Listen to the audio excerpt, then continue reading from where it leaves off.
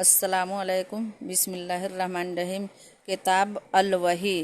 حضور اقدس علیہ الصلاۃ والسلام کی طرف وحی کی ابتدا کس طرح ہوئی؟ نمبر حضرت عمر بن الخطاب رضی اللہ عنہ بیان کرتے ہیں کہ رسول اللہ انور علیہ الصلاۃ والسلام فرمایا کرتے، اعمال کا دار و مدار نیت پر ہے۔ جو شخص جیسی نیت کرے گا ویسی ہی جزا پائے گا۔ جس شخص کی ہجرت دنیا حاصل کرنے یا کسی عورت سے نکاح کرنے کی نیت سے ہوگی تو اس کو یہی چیزیں حاصل ہوں گی۔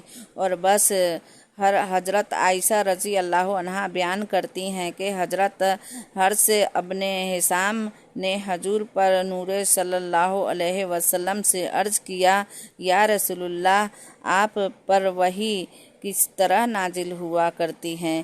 حضور صلی اللہ علیہ وسلم نے فرمایا، کبھی تو وحی اس طرح آتی ہے کہ گھنٹی کی طرح آواز پیدا ہوتی ہے، لیکن اس قسم کی وحی میرے اوپر نہایت گرا ہوتی ہے۔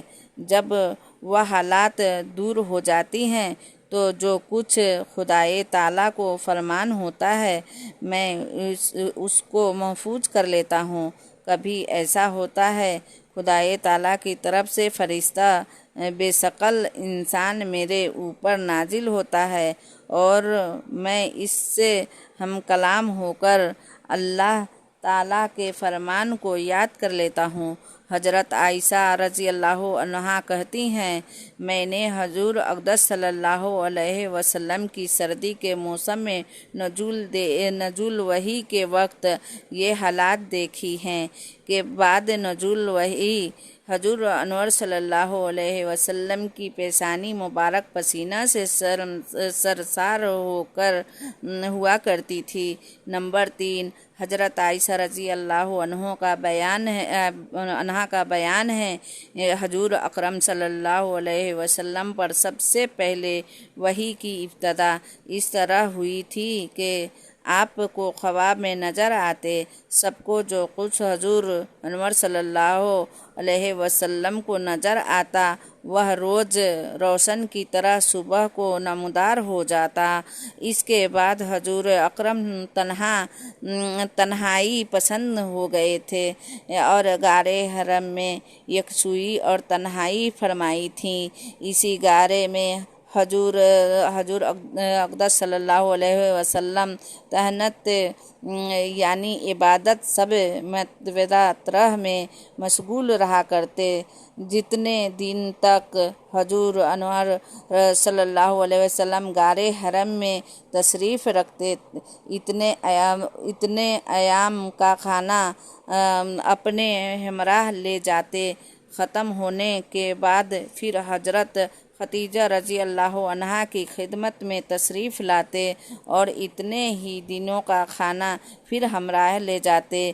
اس حالت میں آنے حضرت علیہ الصلاۃ والسلام پر وحی نازل ہوئی اور جبرائیل علیہ السلام نے آ کر آپ سے فرمایا، پڑھیے۔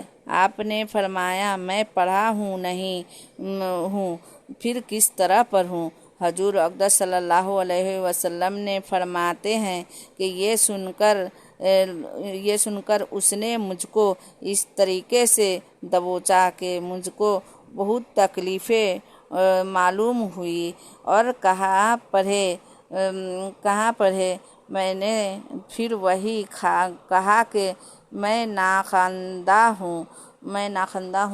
اس فرشتے نے مجھ کو پھر پکڑ دبوچا جس سے مجھ کو بہت تکلیف محسوس ہوئی اور کہنے لگا، پڑھیے۔ میں نے پھر وہی الفاظ کہے۔